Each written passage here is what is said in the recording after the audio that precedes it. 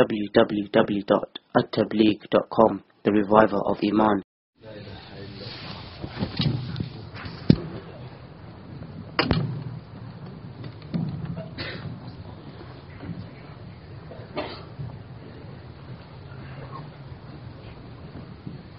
الحمد لله رب العالمين والصلاة والسلام على سيد الأنبياء والمرسلين وعلى آله وصحبه أجمعين أما بعد. قال النبي صلى الله تعالى عليه وسلم: نعمتان مغبون فيهما كثير من الناس، الصحة والفراغ، أو كما قال عليه الصلاة والسلام. رواه البخاري. عزیز بچوں، میں بھی آپ ہی کی جنس کا ایک طالب علم ہوں.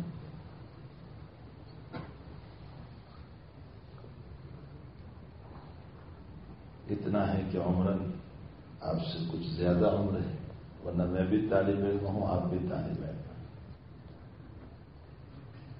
اور جب آپس میں طالب علم ملتے ہیں تو مذاکرہ ہوتا ہے، جیسے تکرار ہوتی ہے. آپ مغرب کے بعد بیٹھ کر تکرار کرتے ہیں، اور تکرار کرانے والا طالب علم جو ہوتا ہے وہ اپنے آپ کو بہت بڑا نہیں سمجھتا، مدرس نہیں سمجھتا. وہ سمجھتا ہے میں آپ ہی کی جنس کا ہوں، بس تکرار کرا رہا ہوں. تو میں بھی ایک تکرار کرانے والا ہوں، مذاکرہ کرانے والا ہوں، طالب علم ہوں. اور ہمارے اکابر نے یہ کہا ہے کہ طالب علم بن کر ہی رہنا، اسی میں خیر ہے، اسی میں ہمارے لیے کامیابی ہے، اسی میں فلاح ہے. زندگی بھر علم حاصل کرنے کا مزہ چکھتے رہو گے. اور اگر اپنے آپ کو سمجھ لیا کہ میں علامہ ہوں، میں بہت بڑا ہوں، تو نتیجہ یہ ہوگا کہ کتب بینی بھی چھوٹ جائے گی اور قطب بینی بھی چھوٹ جائے گی. چھوٹا کاف بھی ہے، بڑا کاف بھی ہے. کتب بینی کا معنی ہوتا ہے کتاب دیکھنا، اور قطب بینی کا معنی ہوتا ہے بزرگوں کو دیکھنا. تو جب انسان اپنے آپ کو بڑا سمجھ لیتا ہے کہ میں کچھ ہوں، تو کتب بینی بھی چھوٹ جاتی ہے، پھر وہ کتابیں نہیں دیکھتا. اور قطب بینی بھی چھوٹ جاتی ہے، یعنی اللہ والوں کی صحبت میں بھی نہیں جاتا، بزرگوں کی صحبت میں بھی نہیں جاتا. تو ظاہر سی بات ہے کہ ہمیں دونوں کی ضرورت ہے، اس لیے طالب علم ہی بن کر ہمیں زندگی گزارنا چاہیے. میں وہ غلطی نہیں کروں گا جو عام طور پر کیا کرتے ہیں. عمومی طور پر مدرسوں میں جب اس طرح کے مجمع ہوتے ہیں تو بعض مرتبہ دل میں کہنے والے کی یہ باتیں آ جاتی ہیں کہ میں یہ لطیفہ اور یہ دقیق بات اور یہ حکمت اور یہ فلاں، میں نہ اس طرح کی کوئی بات کروں گا، اور نہ میں اپنے آپ کو اس کا اہل سمجھ رہا ہوں. میں نے اسی لیے بہت موٹی سی بات کو سمجھانے کے لیے جو حدیث شریف پڑھی، نعمتان مغبون فیہما کثیر من الناس، الصحۃ والفراغ. ہم نے اس روایت شریفہ کو عوام کے لیے سمجھ لیا ہے، حالانکہ حضور پاک صلی اللہ علیہ وسلم کا کلام مبارک ہر انسان کے لیے، عالم ہو، عوام ہو، ہر ایک کے لیے. نعمتان مغبون فیہما کثیر من الناس، الصحۃ والفراغ. دو نعمتیں ایسی ہیں جس کے باب میں لوگ دھوکے میں پڑے ہوئے ہیں، چاہے وہ طالب علم ہو، چاہے وہ عالم ہو، چاہے وہ عوام الناس میں سے ہو. دو نعمتیں ایسی ہیں جس کے باب میں لوگ دھوکے میں پڑے ہوئے ہیں، الصحت والفراغ، تندرستی اور فرصت. ان دونوں کے باب میں میں بھی دھوکے میں ہوں، آپ بھی دھوکے میں ہیں. ہم یہ سمجھتے ہیں کہ آج صحت ہے کل بھی رہے گی. ہمارے حضرت مولائی و مرشدی حضرت شیخ یونس صاحب دامت برکاتہ رحمۃ اللہ علیہ نے ایک مرتبہ سفر حج میں جب ہم روانہ کر رہے تھے تو دہلی ایئرپورٹ پر حضرت نے، میں یہ اکیلا تھا، حضرت کو وضو کرایا، اور وضو کرانے کے بعد جب میں نے نماز پڑھائی بٹھا کر، تو سلام پھیرنے کے بعد حضرت نے رو کر فرمایا، حنیف جوانی ہے، سنت کے مطابق عبادت کر لو، کل بڑھاپا اور بیماری آ جائے گی، چاہو گے تو بھی سنت کے مطابق عبادت نہیں کر پاؤ. بیٹھو گے، سنت کے مطابق سجدے نہیں ہوں گی، رکوع نہیں ہوگا، چاہتے ہوئے بھی نہیں کر پائیں گی. تو صحت ہے میرے عزیز بچوں، اس کو غنیمت سمجھو. یہ اللہ تعالیٰ کی عظیم ترین نعمت ہے. بیماریاں لگ جاتی ہے تو پھر ان بیماریوں کے اندر نہ ہم پڑھ پاتے، نہ صحیح ڈھنگ سے عبادت کر پاتے، نہ علم حاصل کر پاتے، نہ رات میں بیداریاں کر سکتے، کچھ بھی نہیں ہوگا. تو صحت بہت بڑی نعمت ہے، بہت بڑی نعمت. اور دوسرا فرصت. اس وقت طلب علم کے زمانے میں ہمارے لیے فرصت ہے. نہ آپ کو کھانا پکانا ہے. آپ کو کھانا پکانا پڑتا ہے؟ نہیں. آپ کو برتن دھونے پڑتے ہیں؟ نہیں. آپ کو دسترخوان اٹھانا بچھانا کچھ بھی نہیں. بس آپ گئے اور کھانا کھا لیا اور سیدھے اپنے روم میں آ گئے، بستر بچھا ہوا ہے، آ کر کے سو گئے. تو نہ کھانے کی فکر، نہ کمانے کی فکر، نہ پکانے کی فکر، نہ بستر کی فکر، کوئی فکر ہی نہیں آپ کو. تو فرصت ہے یا نہیں؟ اس فرصت کو غنیمت سمجھو اور فرصت کو غنیمت سمجھ کر خوب محنت کرو. طالب علمی کے زمانے میں کتاب دیکھنے کا ذوق بن جاتا ہے، وہ مدرسے سے نکلنے کے بعد بھی رہتا ہے. اور طالب علمی کے زمانے میں اگر ذوق سونے کا بن گیا، عیاشیوں کا بن گیا. میں میرے مدرسے میں طلبہ کو کہا کرتا ہوں کہ اسمارٹ فون کی طالب علموں کو کیا ضرورت ہے؟ اسے کیا ضرورت ہے؟ کیا ہمیں تجارت کرنا ہے؟ کیا ہمیں بزنس کرنا ہے؟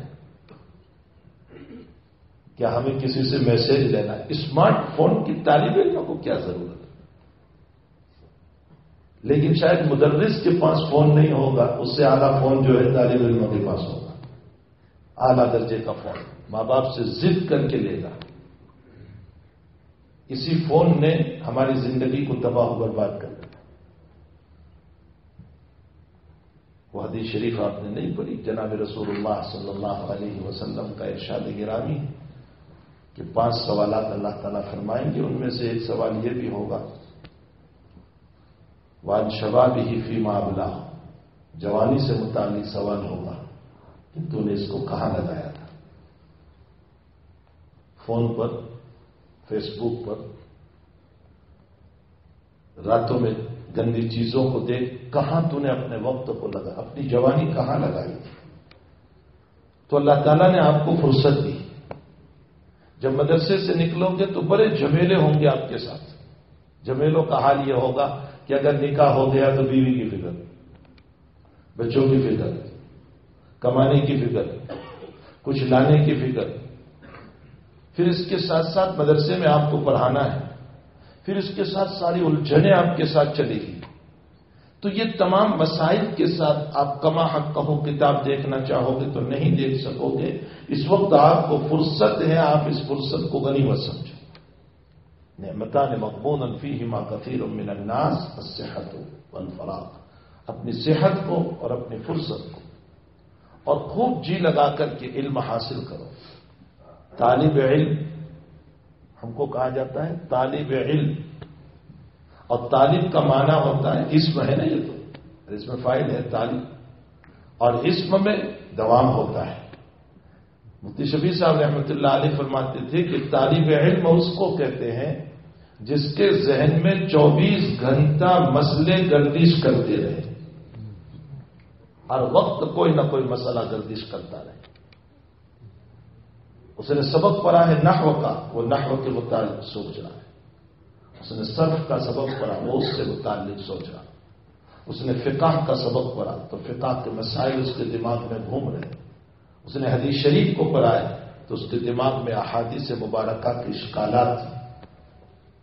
اس نے تفسیر کو پڑھا ہے تو تفسیری معلومات اور تفسیری باتیں اور قرآن کریم سے متعلق باتیں اس کے دماغ میں گردش کر رہی. اس کو کہا جاتا ہے طالب علم. ہر وقت انسان کے دل و دماغ کے اوپر علم گردش کرتا رہے، مسائل گردش کرتے رہے، اس کو کہا جاتا ہے طالب علم. یہ نہیں کہ صرف درسگاہ کی حد تک، کتاب کی حد تک تو ہم اس کے تابع رہے اور جہاں درسگاہ سے باہر نکلے کہ کہیں کھانے کی فکر، فلاں کی فکر، فلاں کی فکر، اور فون چھپایا ہے اس کو تلاش کرنے کی فکر، پھر چپکے سے دیکھنے کی، یہ مسائل نہیں۔ 24 گھنٹے ہمارا ذہن اسی میں لگا رہے، اسی میں لگا رہے، اس کو طالب علم کہا جاتا ہے۔ بہت مشہور ہے ہمارے علامہ انور شاہ صاحب کشمیری رحمۃ اللہ علیہ کا واقعہ، خود مفتی شفیع صاحب رحمۃ اللہ علیہ نے لکھا ہے کہ آدھی رات کے بعد یہ اطلاع ملی ہم کو کہ شاہ صاحب کا انتقال ہو گیا۔ تو چونکہ رات کا ایک کافی وقت گزر چکا تھا، ہم نے سوچا کہ چلو صبح میں فجر سے قبیل ہم چلے جائیں گے۔ فرمایا فجر سے قبیل مفتی شفیع صاحب کہتے ہیں کہ میں اور علامہ شبیر احمد عثمانی رحمۃ اللہ علیہ ہم دونوں کے دونوں جب حضرت کے مکان پر پہنچے تو ہم نے حضرت کو دیکھا کہ کھڑکی سے بجلی نہیں ہے، ٹمٹماتا چراغ جل رہا ہے، اور حضرت یوں جھک کر کمر جھکا کر کے کتاب دیکھ رہے ہیں۔ بڑھاپا ہے، ادھر شور ہو چکا ہے کہ انتقال ہو گیا، امراض میں ہے اور کتاب دیکھ رہے ہیں۔ یہ دونوں بزرگ اندر گئے، شاگرد ہیں دونوں کے دونوں شاہ صاحب رحمۃ اللہ علیہ، اور جا کر فرمایا کہ حضرت یہ اس وقت یہ کتاب اور اس عالم میں آپ کتاب لے کر کے بیٹھے ہوئے ہیں، اور فرمایا ابھی کون سی تحقیق باقی رہ گئی؟ شاہ صاحب کی تحقیقات۔ بخاری شریف کے درس میں ایک مرتبہ کوئی مسئلہ آ گیا تو فتح القدیر کی 3 صفحے کی عبارت پڑھ دی زبان، 3 صفحے کی، اور اس کے بعد فرمایا ظالموں تم یہ سمجھتے ہوں گے کہ میں رات دیکھ کر آیا ہوں؟ فرمایا 10 سال پہلے بھوپال میں رمضان گزاری تھی، کوئی کتاب نہیں تھی، تو رمضان میں وہیں فتح القدیر مل گئی، اس کو اس وقت دیکھا تھا، 10 سال کے بعد بھی وہ دماغ میں محفوظ ہے۔ یہ حفظہ تھا حضرت شاہ صاحب رحمۃ اللہ، نابغہ روزگار تھے، اللہ تعالیٰ نے علوم کا دروازہ بقول حضرت عبدالستانوی رحمۃ اللہ علیہ علم وہابی آپ کو دیا گیا تھا، بہت بڑی شخصیت۔ فرمایا حضرت ابھی کون سی آپ کی تحقیق باقی رہ گئی کہ آپ کتاب لے کر کے اس وقت بیٹھے ہوئے، اس بڑھاپے میں، ان بیماریوں میں، رات کے وقت میں، اور اگر کسی مسئلے کی آپ کو تحقیق ہی کرنا ہے تو ہم طلبہ کس کام کی؟ یہ دونوں بزرگ کہہ رہے ہیں ہم طلبہ، آپ ہم کو کہیے۔ اور شاہ صاحب سے متعلق فتح الملہم شرح مسلم میں علامہ شبیر احمد عثمانی رحمۃ اللہ علیہ جب النجم اذا ہوا ما ضل صاحبکم وما غوی اور رویت خداوندی پر جب بحث فرماتے ہیں تو علامہ عثمانی رحمۃ اللہ علیہ وہاں لکھ رہے ہیں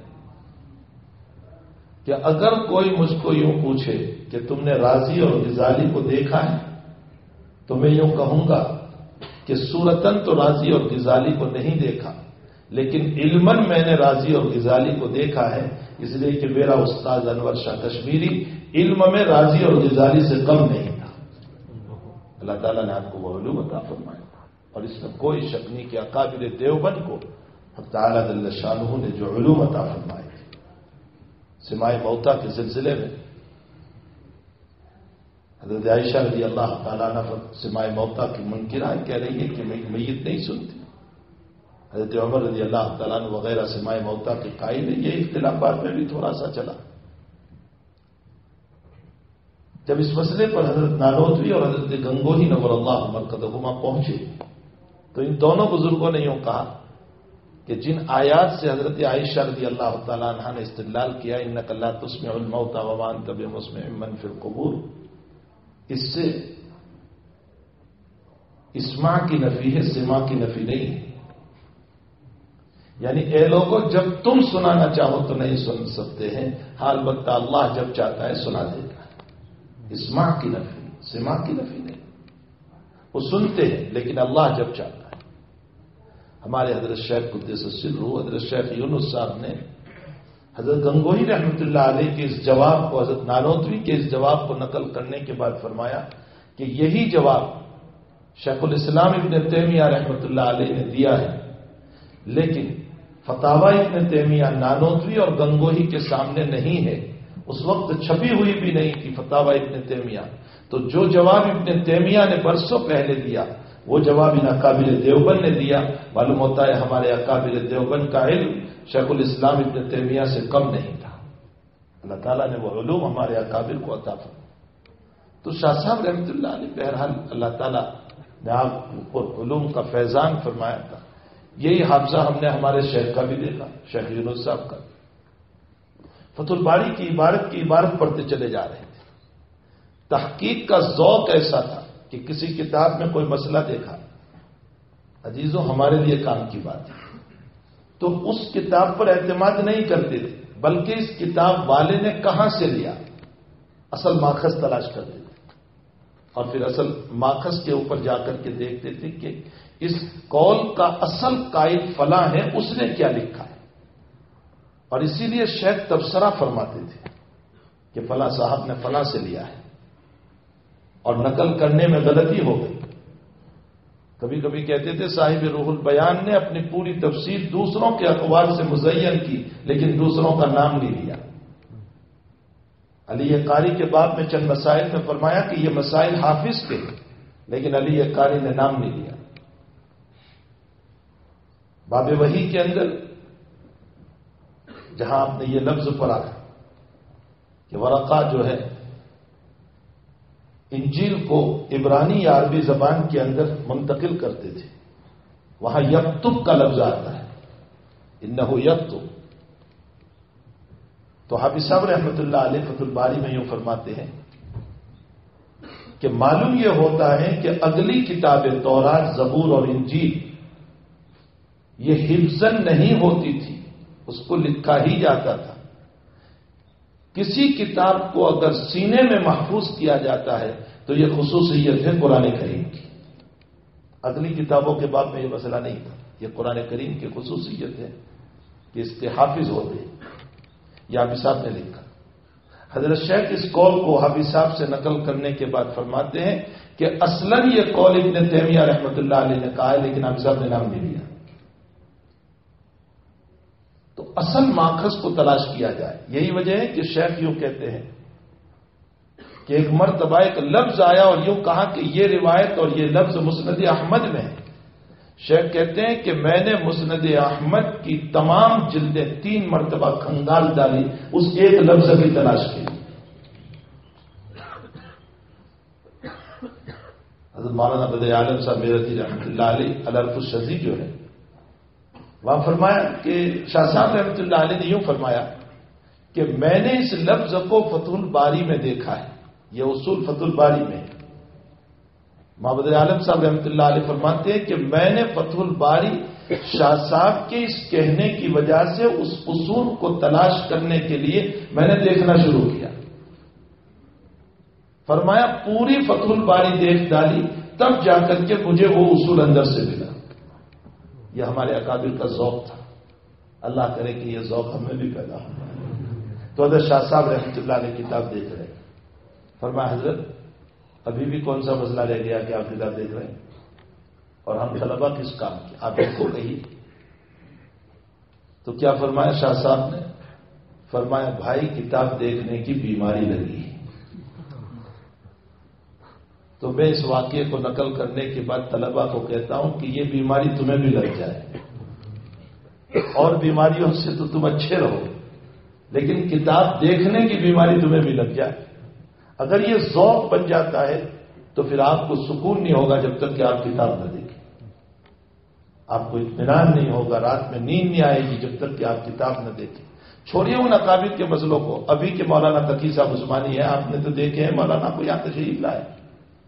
مولانا فرماتے ہیں کہ میں اپنے سرہانے حضرت اقدس تھانوی رحمۃ اللہ علیہ کی کتاب رکھتا ہوں اور رات میں جب تک چند صفحات کو روزانہ نہیں دیکھ لیتا ہوں وہاں تک مجھے بے چینی رہتی ہے.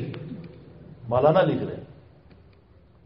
تو یہ ذوق کی بات ہے. اللہ کرے کہ یہ ذوق ہماری زندگیوں میں زندہ ہو جائے. تو اپنے وقت کو جو ہے غنیمت سمجھو، یہ فرصت کو غنیمت سمجھو اور اپنے آپ کو دین سے وابستہ کرو. یہ تو تعلیم سے متعلق اور تربیت سے متعلق یہ ہے کہ اپنی زندگی کو تربیت پر لاؤ، اس لیے کہ تم جس نبی کے وارث ہونے کے دعوے دار ہو اس نبی نے 2 باتیں ارشاد فرمائی ہے. بعثت معلما، بعثت لاتمم مکارم الاخلاق.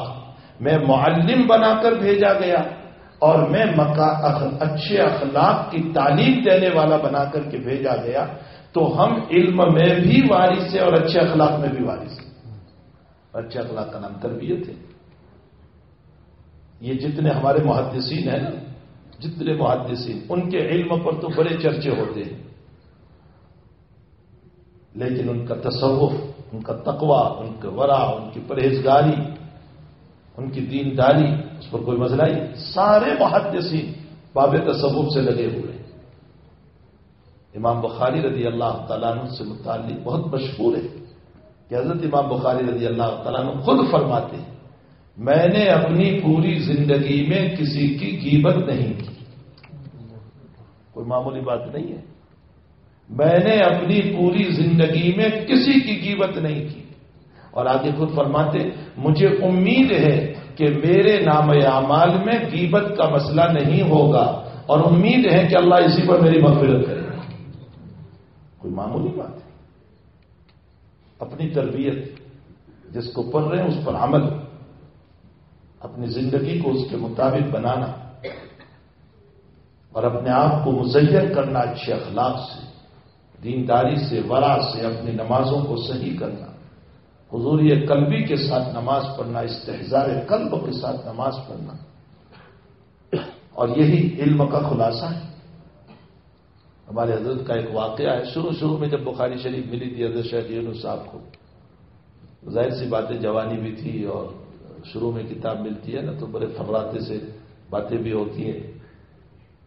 تو حضرت ایک مرتبہ پڑھا رہے تھے شام میں بخاری شریف، اذان ہو گئی، یہاں تک کہ جماعت کھڑی ہو گئی. اور جب جماعت کھڑی ہو گئی تو حضرت نے تب چھٹی دی. اب طلبہ دورے جلدی، کسی کی رکعت گئی، جو وضو والے تھے ان کو مل گئی جماعت، جو وضو والے نہیں تھے ان کی رکعت گئی. حضرت شیخ کی بھی ایک رکعت گئی. اس وقت ناظم تھے حضرت مولانا اسد اللہ صاحب رحمۃ اللہ علیہ. بہت بڑی شخصیت، بہت بڑی شخصیت، اور اہل دل تھی. حضرت مولانا اسد اللہ صاحب نے وہی مسجد میں زور سے سارے طلبہ بیٹھے اور حضرت شیخ کو بلایا اور یوں کہا، مولوی یونس، بخاری نماز کے لیے ہے، نماز بخاری کے لیے نہیں. بخاری نماز کے لیے، نماز بخاری کے لیے نہیں ہے. حضرت شیخ خود اس واقعے کو نقل کرتے تھے اور فرمایا، اس وقت کے بعد میں نے کبھی بھی عبادت پر تعلیم کو ترجیح نہیں دی. فرمایا اصل تو عبادت ہے، اسی لیے تو یہ ساری پڑھنا پڑھانا ہو رہا ہے. تو اب ہم صرف علمی رموز اور غوامیز اور گہرائیاں ہی کرتے رہیں گے اور اعمال کے بعد میں کوڑے ہوں گے تو یہ مسئلہ کیسے چلے گا؟ ہمیں چاہیے کہ جہاں ہم پڑھ رہے ہیں وہاں اپنی زندگی کی تربیت بھی کریں، وہاں اپنے آپ کو سجائیں اور بنائیں. فقہ کی کتابیں اسی لیے ہیں. فقہ، امام محمد رحمۃ اللہ علیہ سے متعلق کسی نے کہا کہ آپ نے اتنی ساری کتابیں لکھی ہیں، تصوف پر کوئی کتابیں نہیں لکھی؟ اتنی ساری کتابیں، تصوف پر کوئی کتاب نہیں. تو جواب دینے والے نے بہت اچھا جواب دیا. فرمایا آپ کی ساری کتاب تصوف پر ہے، اس لیے کہ آپ نے جائز اور ناجائز، حلال اور حرام، اللہ کے اوامر اور اللہ کے نواہی کو ذکر کیا. اور تصوف کی حقیقت ہی یہ ہے کہ اللہ کی مرضیات پر چلو اور نامرضیات سے بچو. معلوم ہوتا ہے سارا فقہ تصوف ہے. ہم یہ سمجھتے ہیں کہ یہ فقہ کی کتاب تصوف میں نہیں ہے، تو صوفی صاحب جو لکھے وہی تصوف ہوگا. یہ ساری کتابیں تصوف میں. ہمارے اکابر سب کے سب باب تصوف سے جڑے ہوئے. علامہ شبلی رحمۃ اللہ علیہ سے کسی نے سوال کیا، تصوف کی حقیقت کیا ہے؟ فرمایا مخلوق سے کٹو، اللہ سے جڑو. بس یہ ہے تصوف کی حقیقت. تو یہ جتنی کتابیں اس میں ہم کو یہی بتایا گیا. تو میرے عزیز بچوں، میں نے یہ حدیث شریف کی مختصر وضاحت کر دی کہ اللہ تعالیٰ نے ہمیں دو چیزوں کی بڑی نعمت دی ہے. ایک نعمت ہے فرصت اور ایک نعمت ہے صحت. ان دونوں کی قدر کریں. کل کو بیماریاں لگے گی تو ہم نہ پڑھ پائیں گے نہ عبادت کر پائیں گے. کل کو بہت سارے مشاغل آ جائیں گے تو ان مشاغل میں ہم کچھ کرنا بھی چاہیں گے تو نہیں کر پائیں گے. اس لیے ہمیں چاہیے کہ وقت کو غنیمت سمجھ کر اپنے آپ کو علم میں لگائیں، کھپائیں، محنت سے پڑھیں، ذوق شوق کے ساتھ پڑھیں، ہر وقت طلب علم کے اندر ہم لگے رہیں۔ یاد رکھو امام مالک رحمۃ اللہ علیہ فرماتے ہیں لیس العلم بکثرت الروایات انما العلم نور ينفذه اللہ تبارک و تعالی علی قلب من شاء۔ فرمایا بہت ساری روایتوں کو زبانی یاد کرنے کا نام علم نہیں ہے، علم تو ایک نور ہے، اللہ تعالیٰ جس کے دل کے اوپر چاہتا ہے ڈال دیتا ہے۔ کیا مطلب ہے؟ جو علم راستہ بتائے صحیح وہ علم ہے، اور جو علم راستہ نہ بتائے وہ علم نہیں ہو سکتا۔ یہ علم اس لیے تاکہ زندگی ہماری بنے، ہم اپنی تربیت کریں، اس کے لیے یہ علم پڑھایا جاتا ہے۔ اس لیے اپنے آپ کو اخلاق حسنہ سے، دینداری سے، عبادتوں سے مزین کرنا چاہیے، اور اس کے لیے جو کچھ آداب کے طریقے اساتذہ بیان کرتے رہتے وہ سارے آداب ہمیں اپنے اندر اپنانے چاہیے، اس لیے کہ ادب ہی سے سب کچھ ملتا ہے، بے ادب کو کچھ نہیں ملتا۔ یہ دنیا کا بھی دستور ہے، یہ آخرت کا بھی دستور ہے۔ دنیا میں جس کا ادب کرتے ہیں تو اس کے دلوں میں ہماری محبتیں اتر جاتی ہے، ان کی طرف سے فیضان ہوتا ہے۔ اللہ جل شانہ ہم تمام کو علوم نافعہ سے مالا مال فرمائے۔ میں نے تو حضرت کو نہ کہا تھا، میں نے کہا آپ نے 5-10 منٹ میں تو ملاقات کے لیے آیا تھا، لیکن مجھے مکلف بنایا گیا کہ تو 2-4 باتیں کہہ دے۔ میں نے اپنی ضرورت سمجھ کر کے یہ باتیں عرض کی ہیں۔ اللہ ہم سب کو علوم نافعہ سے مالا مال فرمائے، علوم ضارہ سے ہم سب کی حفاظت فرمائے، اور کسی نہ کسی فن کے اندر خصوصیت حاصل کرو، نحو میں، صرف میں، فصاحت میں، حدیث میں، فقہ میں، تفسیر میں۔ ہر فن مولا نہیں بن سکتے، لیکن کسی فن میں تو آپ کچھ بن جاؤ۔ اگر آپ کا ذہن، آپ کا ذوق صرف میں بنو، نحو میں ہے نحو میں بنو، تفسیر میں چلتا ہے تو آپ تفسیر میں آگے بڑھو، پھر ان اساتذہ سے تفسیر کے بعد میں خوب فائدہ اٹھاؤ، ان کے سامنے زانو تلمس کر کے علم تفسیر میں آگے بڑھو۔ علم حدیث میں اپنے بچوں کو مزاحن کہا کرتا ہوں وہاں دورے کے طلباء کو کہ کسی میں آپ اگر کسی فن میں کمال حاصل نہیں کرتے، کم سے کم کھانے کے فن میں ہی کمال حاصل کر لو، کہ جب کھانے بیٹھیں گے تو سب سے آگے میں نکل جاؤں گا، کھانے ہی کے اندر کمال حاصل کر لو۔ تو بھائی کسی فن میں ہم کو بھائی اگر آپ کا ذہن جو ہے چلو نحو میں نہیں چلتا، صرف میں نہیں چلتا، فصاحت میں نہیں چلتا، تو تقریر میں اگر آپ کا ذوق چلتا ہو تو اچھے مقرر بن جاؤ۔ ہمارے راندیر میں جامعہ حسینیہ میں ہمارے محتمم صاحب تھے مولانا سعید بزرگ رحمۃ اللہ علیہ، عجیب و غریب خوبیوں کے مالک تھے، بہت عجیب و غریب۔ حضرت مولانا مسیح اللہ خان صاحب رحمۃ اللہ علیہ کی اجازت یافتہ تھے، مجاز تھے، لیکن زندگی پوری ہو گئی کبھی ظاہر ہی نہیں کیا، وہ تو ان کی وفات کے بعد ان کی ڈائری میں لکھا ہوا ملا۔ ہمارے حضرت شیخ بھی یہ کہا کرتے تھے، شیخ یونس صاحب بھی، کہ بھائی اپنے آپ کو مجاز اور خلیفہ اور فلاں یہ القاب سے نہ سجاؤ، اپنے آپ کو محمدی ہونے سے سجاؤ، اس لیے کہ قبر میں جب پہنچو گے تو تمہیں اللہ یہ نہیں پوچھے گا تم کس کے خلیفہ تھے، کس کے مجاز تھے، وہاں تو یہ پوچھے گا من نبیوں کا، نبی کے اخلاق کتنے تھے تجھ میں۔ فرمایا حضور کی صفات کو اپنی زندگیوں میں اپناؤ۔ تو خیر ہمارے ماں سعید صاحب رحمۃ اللہ علیہ بڑی خوبیوں کے مالک تھے۔ دیکھا کہ اس طالب علم کے اندر ذوق ہے قرات کا، تو اس کے اوپر اسی طرح محنت فرماتے تھے یہاں تک کہ وہ اچھا قاری بن کر نکلتا تھا۔ اس میں دیکھا کہ نحو کا ذوق ہے، اس پر اسی طرح کی محنت، یہاں تک کہ وہ اچھا نحوی بنتا تھا۔ کسی پر صرف، کسی پر فقہ، کسی پر تفسیر، کسی کو دیکھا کہ یہ کچھ نہیں کر رہا ہے، بہت غبی طالب علم ہے، تو اس سے اذان دلواتے تھے، اور باب اذان میں اس کو اچھا ملکہ بنوا دیتے تھے کہ کم سے کم اذان تو صحیح ہو جائے اس کی۔ اور کسی کو دیکھا کہ تقریر کا ذوق ہے، اس کو مضامین دیتے تھے اور تقریر یاد کرواتے تھے، یہاں تک کہ وہ اچھا مقرر بن کر کے نکلتا تھا۔ اب دیکھو جامعہ حسینیہ سے اس زمانے کے پڑھے ہوئے کتنے طلباء ہیں جو بڑے اچھے مقرر۔ تو کسی فن میں بھی آپ ذوق بنا لو اپنا، کسی فن میں بھی، اور یہ آسان ہے میرے بھائیو، یہ آسان ہے۔ اگر آپ اپنے اوپر طے کر لو گے کہ مجھے یہ کام کرنا ہے تو آسان ہو جائے گا۔ اس لیے کہ چور چوری کرنے کے لیے نکلتا ہے، غلط راستہ ہے، لیکن محنت پر اس کو جب دیا جاتا ہے تو آپ تو اللہ کے نبی کا علم حاصل کرنے نکلے، آپ محنت کریں اور اللہ عطا نہ کرے ایسا نہیں ہو سکتا، ضرور ملے گا۔ تھوڑا سا اپنے آپ کو لگانے کی ضرورت ہے. اللہ مجھے بھی آپ کو سب کو علم نافع نصیب فرمائے. اللہم صلی وسلم دائما ابدا علی حبیبک خیر الخلق کلہم. اللہم انا نسألک علما نافعا ورزقا واسعا وعملا متقبلا وشفاء من كل داء. اللہم انا نعوذ بک من علم لا ينفع وقلب لا تخشع ونفس لا تشبع ودعاء لا يستجاب له. اللہم وفقنا لما تحب وترضى من القول والعمل وجنبنا الفواحش والمعاصي والخطايا والضلل. اللهم اغفرنا واغفرنا واصلح لنا شأننا كله. اللهم ربنا تقبل منا انك انت السميع العليم وتب علينا يا مولانا انك انت التواب الرحيم. وصلى الله على النبي الكريم برحمتك يا ارحم.